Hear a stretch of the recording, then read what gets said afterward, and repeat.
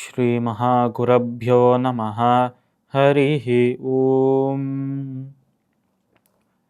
சதாசிவசமாரம்பாம் சங்கராச்சார்யமத்யமாம் அஸ்மதாச்சார்யபர்யந்தாம் வந்தே குருபரம்பராம். ஸ்ருதிஸ்மிருதிப்புராணானாம் ஆலயம் கருணாலயம். நமாமி பகவத்பாதசங்கரம் லோகசங்கரம்.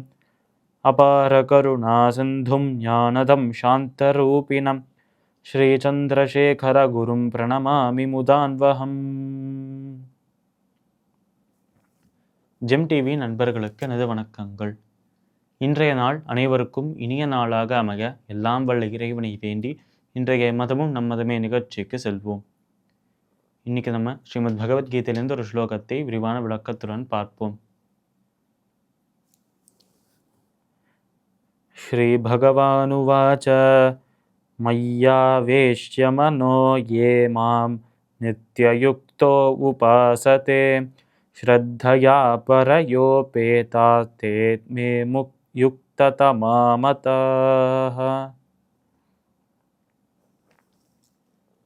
இந்த ஸ்லோகம் ஸ்ரீமத் பகவத்கீதையின் 12வது அத்தியாயமான பக்தி யோகத்தின் 2வது ஸ்லோகம்.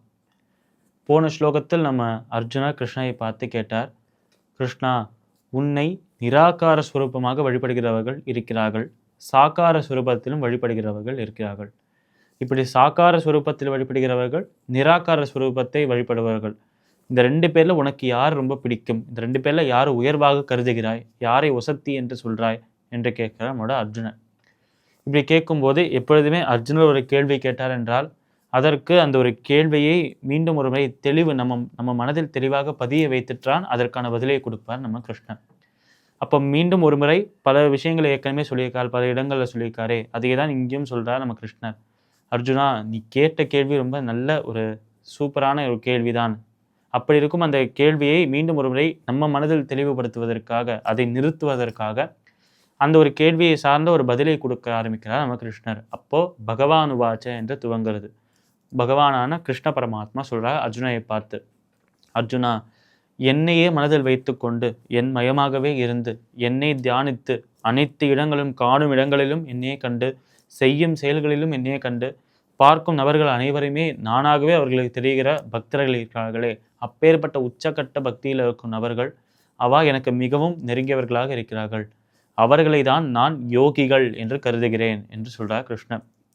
நம்ம சாதாரணமாக நம்முடைய கண் பார்வை எடுத்துக்கொண்டால், ஒரு சாதாரண மனிதனாக நம் கண் பார்வையில் அனைத்தையும் துறந்துட்டு ஒரு தனியான ஒரு இடத்தில் அமர்ந்து கொண்டு யாரிடமும் பேசாமல், எந்த ஒரு விஷயத்தையும் தீண்டாமல், எந்த ஒரு விஷயத்திலும் படாமல் தனியாக உலகத்தை விட்டு ஒதுங்கி இருந்து உணவு, இந்த பசி பத்னி எதுவுமே இல்லாமல் தனியாக இருப்பவர்கள் யோகிகள் என்று பார்க்கும். ஆனால் இப்பேற்பட்டவர்கள் யோகிகளாக இருக்க வாய்ப்பும் இருக்கு என்றுதான் கிருஷ்ணன் சொல்றார். எப்பேற்பட்டவர்கள் நிச்சயமாக யோகிகள் என்று சொல்லலை.